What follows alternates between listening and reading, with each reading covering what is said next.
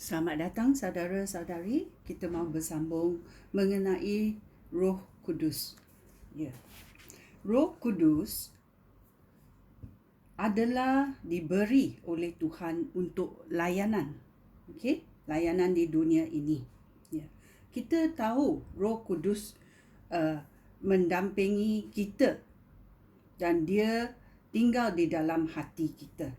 Dan bila Tuhan memberi kita dan memenuhi kita dengan rohnya, kita akan diberi kuasa. Diberi kuasa untuk bekerja dan untuk memuliakan Tuhan di dunia ini. Ya. Itu adalah matlamat Tuhan untuk kita. Bila kita menerima Roh Kudus adalah juga untuk layanan. Bukan hanya untuk pribadi, tetapi untuk layanan kerja Tuhan, untuk memuliakan Tuhan. Ada banyak ciri macam mana kita boleh memberi layanan ini kepada Tuhan. Ya, Roh Kudus itu memberi kita kuasa dan keberanian untuk menjadi saksi. Menjadi saksi mengenai berita baik. Okey. Lagi, Roh Kudus dia memberi kita penglihatan dalam alam gaib. Ya. Roh Kudus juga menjadi saksi bahawa Yesus telah dibangkitkan dan hidup. Roh Kudus juga memberi kita pemahaman baru dalam ayat Tuhan. Bila kita membaca ayat Tuhan, kita akan mendapat pengetahuan dan perfahaman yang baru. Roh Kudus juga memenuhi roh manusia untuk menyembah Tuhan. Kita belajar macam mana menyembah Tuhan. Dengan ayat Tuhan, dengan muzik yang datang daripada hati. Okay? Roh Kudus juga memuliakan Yesus. Ya, ini adalah kerja-kerja Roh Kudus. Mari kita masuk dan meneliti ciri-cirinya. Ya, yang pertama kita berkata, Roh Kudus memberi kita kuasa dan keberanian menjadi saksi. Ya. Dalam Kisah Rasul-Rasul babak 1 ayat 8. Mencarinya, ia berkata, kamu akan menerima kuasa apabila Roh Allah datang kepada kamu. Lalu, kamu akan menjadi saksi-saksi aku. Ini Yesus berkata, kamu akan menjadi saksi-saksi aku di Yerusalem, di seluruh Yudea dan Samaria, serta sampai ke hujung bumi. Ya. Berapa bilangan orang di dunia ini? 7 bilion lebih.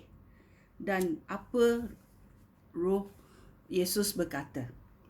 Kamu akan menerima kuasa apabila Roh Allah datang kepada kamu. Lalu, kamu akan menjadi saksi-saksi aku. Di Yerusalem, di seluruh Yudea, di Samaria, serta sampai ke hujung bumi. Ya, kita tahu bumi ini sudah penuh dengan orang. Penginapannya ada di bandar, di kampung, semua. Malah dekat tempat Arktik, Antartika pun ada orang mendiaminya. Dan Yesus memanggil kita supaya kita menjadi saksi yang berani untuk dia. Bolehkah ini berlaku? Ya, boleh.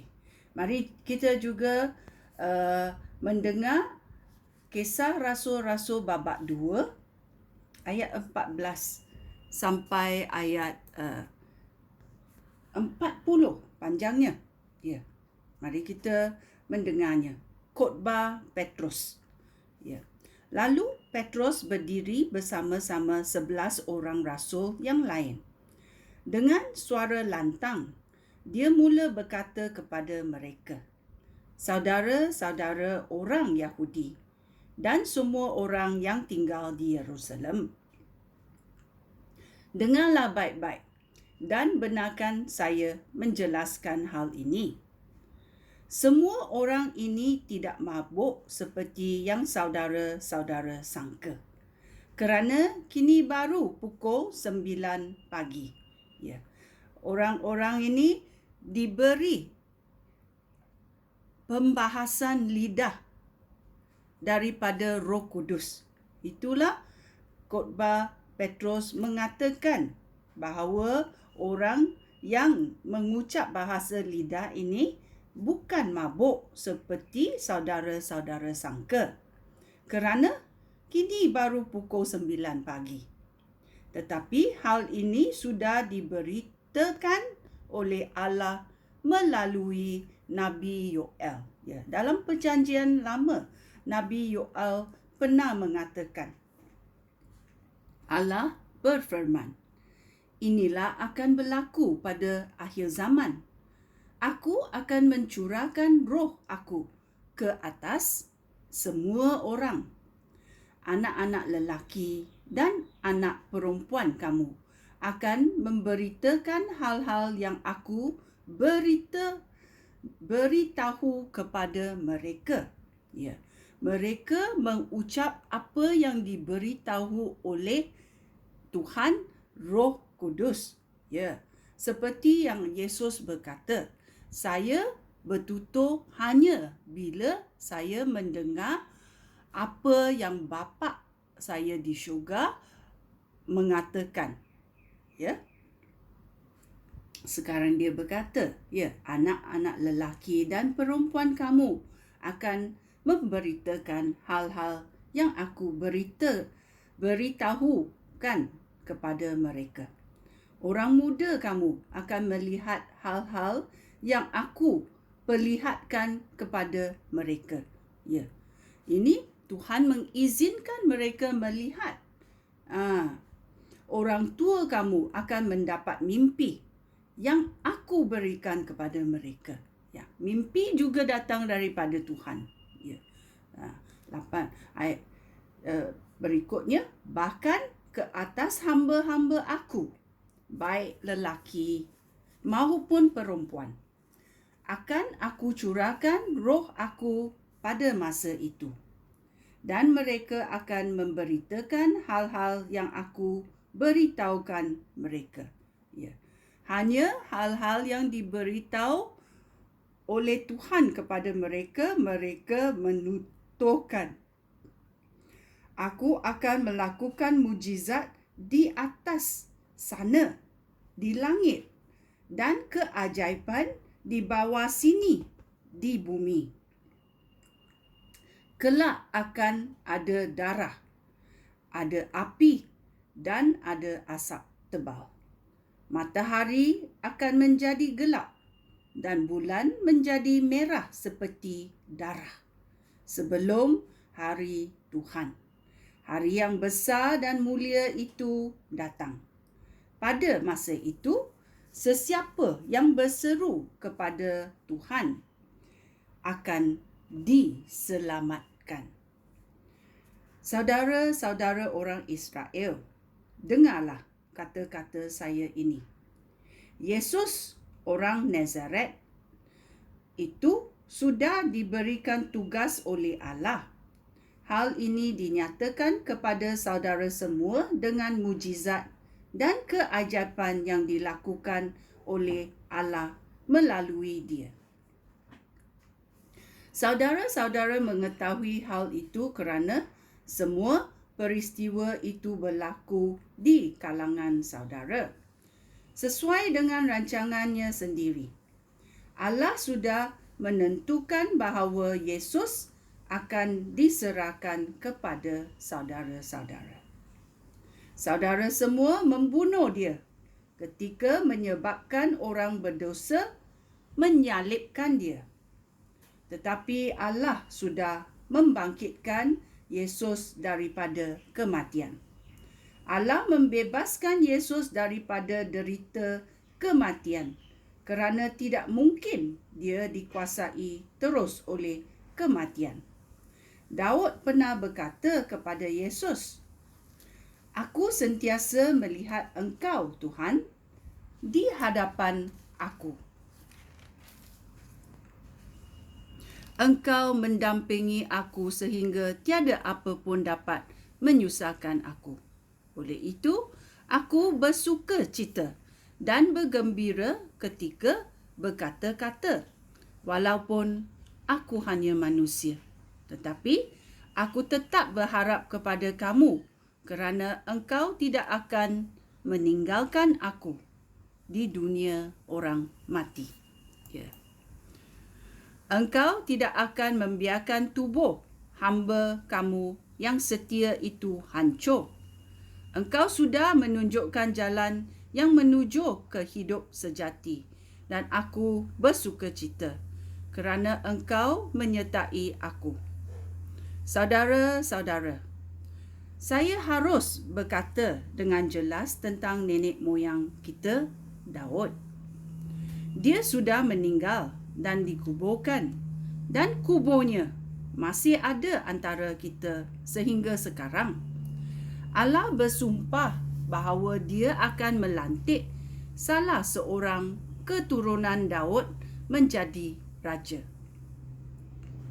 Seperti Daud sendiri, Daud tahu akan janji Allah itu kerana Daud pun seorang nabi. Dia mengetahui apa yang akan dilakukan oleh Allah. Oleh itu, dia bernubuat tentang kebangkitan penyelamat yang diutus oleh Allah. Kerana Daud berkata, dia tidak akan ditinggalkan di dunia orang mati. Tubuhnya tidak akan hancur di kubur. Yesus inilah yang dibangkitkan oleh Allah daripada kematian. Kami semua sudah menyaksikan hal ini. Allah mengangkat Yesus ke tempat yang berkuasa di sebelah kanan Allah. Dan Yesus menerima Roh Allah yang sudah dijanjikan oleh Bapa. Ya, apa yang kamu lihat dan dengar sekarang, ini adalah roh itu yang sudah dicurahkan oleh Yesus ke atas kami. Daud sendiri tidak naik ke syurga, tetapi dia berkata, Tuhan berfirman kepada Tuhan aku, duduklah di sebelah kanan aku, sehingga aku menaklukkan musuh kamu ke bawah kaki kamu. Oleh itu, semua orang Israel harus tahu bahawa Yesus yang saudara-saudara salibkan itu ialah dia yang sudah diangkat oleh Allah menjadi Tuhan dan penyelamat. Apabila orang ramai mendengar hal itu, mereka sangat gelisah. Lalu mereka bertanya kepada Petrus dan rasul-rasul yang lain, "Saudara-saudara, apakah yang harus kami lakukan?" Petrus menjawab, "Hendaklah setiap orang di kalangan saudara bertaubat daripada dosa, lalu dibaptis demi nama Yesus Kristus, supaya dosa saudara-saudara diampunkan, lalu saudara semua akan menerima pemberian Allah, iaitu Roh Allah. Allah menjanjikan hal itu untuk saudara-saudara dan keturunan saudara semua, serta untuk semua orang di tempat-tempat yang jauh, iaitu sesiapa sahaja yang dipanggil oleh Tuhan Allah kita, supaya datang kepadanya. Ya, bila Tuhan memanggil kita datang, kita mesti datang. Kerana kurniaan Allah itu sangat bagus. Demikian, Petrus memberikan penjelasan kepada mereka. Dengan kata-kata lain, dia juga mendesak mereka supaya menyelamatkan diri daripada hukuman yang akan datang kepada orang jahat di negeri ini. Petrus berkata, hendaklah setiap orang di kalangan saudara bertaubat daripada dosa, lalu dibaptis demi nama Yesus Kristus, supaya dosa saudara-saudara diampunkan, lalu saudara semua akan menerima pemberian Allah, iaitu Roh Allah. Ya. Bila kita diberi pemberian Roh Allah, ia adalah untuk layanan dan untuk bekerja, kerana kuasa sudah diberi daripada Tuhan kepada kita dan kita berani menjadi saksi untuk Tuhan, untuk memuliakan Tuhan. Sekian, terima kasih. Shalom.